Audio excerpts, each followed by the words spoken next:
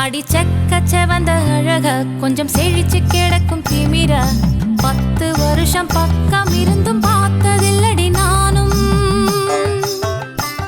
அந்த ராஜ கதவு திறந்தா பல ரகசியமும் தெரிஞ்சா பத்தியம் கிடந்த மாப்பிள்ள பையனும்